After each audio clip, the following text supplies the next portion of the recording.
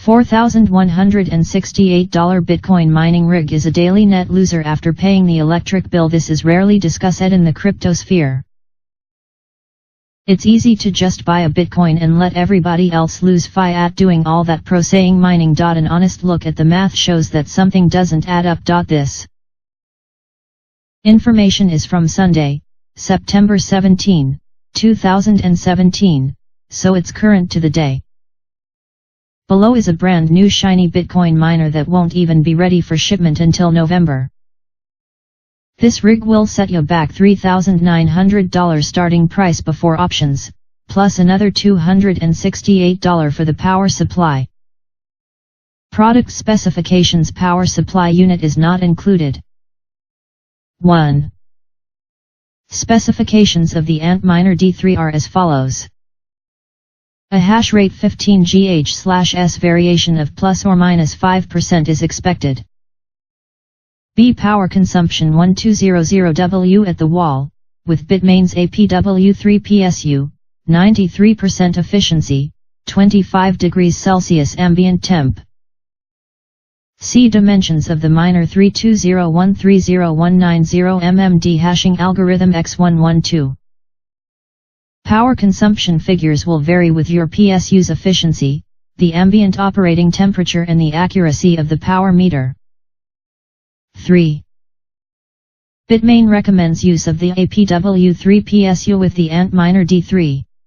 One APW3 PSU cannot power more than one Antminer D3. Hey, race that power supply you're gonna need. A rig like that is acceptable for a person wanting to get in on the action right now. Who knows the life cycle of a miner? 2 years max before becoming obsolete.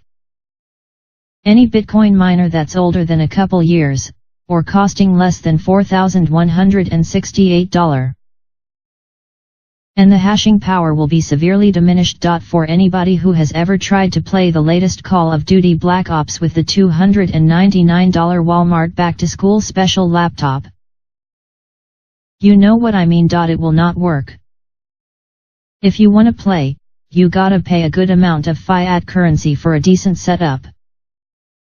CryptoCompare shows that a rig set up for this would be a net loser daily, monthly, yearly, or however long the miner chooses to lose money by turning it on. Since people are looking to get rich off of Bitcoin, it's not like they're contributing to some sense of community either.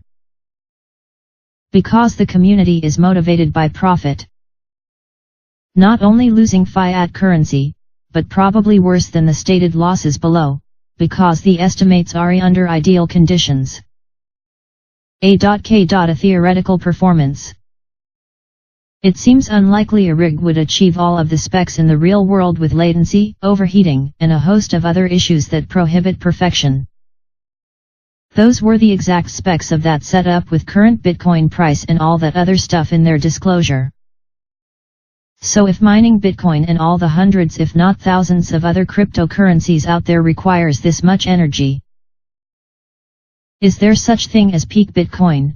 Meaning at some point the cost of electricity will be so expensive, and maybe not even technologically capable of producing any more Bitcoins?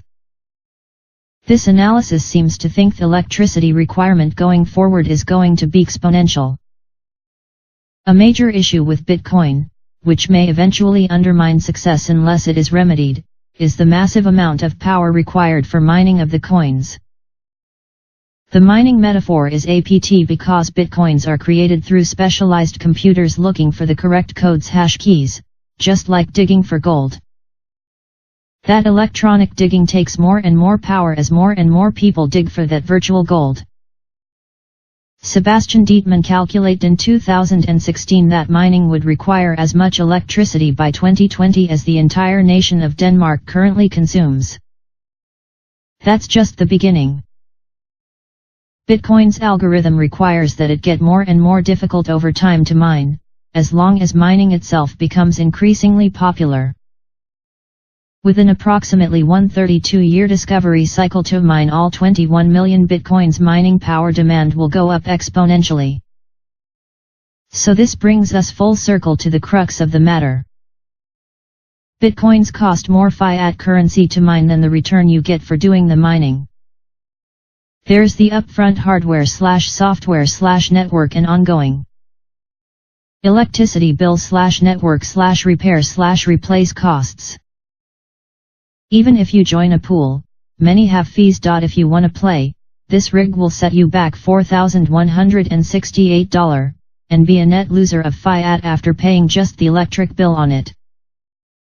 So with all the electricity needed to get the whole world using crypto, and all the electricity needed to mine all the other cryptocurrencies out there, and all the electric cars we're gonna build to replace those gas guzzlers, and space travel to galaxies far beyond, and thermonuclear war with North Korea, then all the hardware and electricity just to maintain and repair all this electric stuff we're gonna build and have.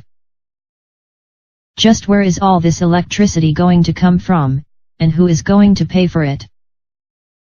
Oh yeah, then there's Mother Nature, which knocks out power all the time. Some people in Florida still don't have power from Hurricane Irma.